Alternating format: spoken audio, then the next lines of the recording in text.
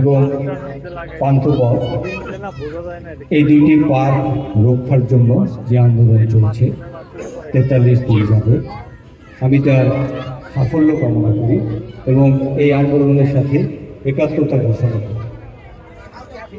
গাছ ধ্বংস করা চলবে না, পাখিদের বাসা ধ্বংস করা চলবে।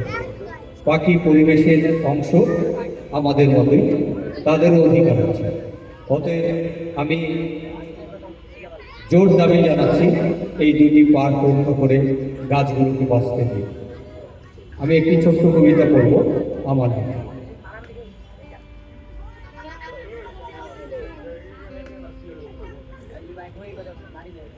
অনেক দিন হয় একজন নিরেট অসাধারণ সরল মনোভাব মানুষ, তারে আর দেখি। কতগুলো মানুষ দেখি, তারে দেখি। কেউ একজন একদিন বলেছিল সে নাকি আছে 7 আসমানের উপর। সেই থেকে তারে আমি খুঁজি, প্রায় সন্ধ্যাতেই খুঁজি তারে ঊর্ধ্ব আকাশ পানে চেয়ে। হাজার তারার মাঝে আমি তাকে তো দেখি না, শুধু স্কারাস দেখি, পশ্চিমা দেখি, কিন্তু কই তারে তো আর দেখি না। কি জানি, হয়তো সে থাকে তারও উপরে, জান্নাতের উঁচু কোনো স্থানে। আচ্ছা, সে কি আমারে দেখে? দেখে কি সে আমারে স্বর্গের সিঁড়িতে বসে মিটি মিটি হেসে? দেখে কি আমারে সে? দেখা না দেখার এই অতৃপ্তিতে বয়ে চলে আমাদের জীবন। হায় জীবন, কত অল্প সময়ের ছোট্ট এক জীবন। দিন মাস বছর শেষে মনে পড়ে কতদিন দেখি না তোমারে।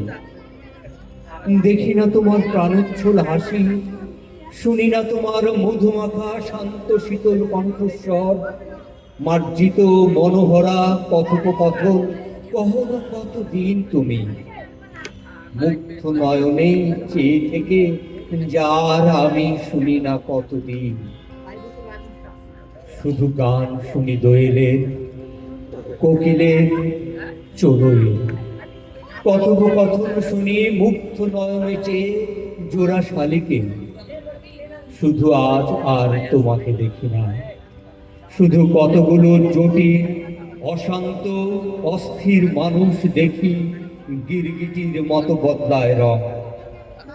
হায় রে মানুষ, হায় রে মানুষের জীবন, কত অল্প ছোট্ট সময়ের এক জীবন। ও জীবন রে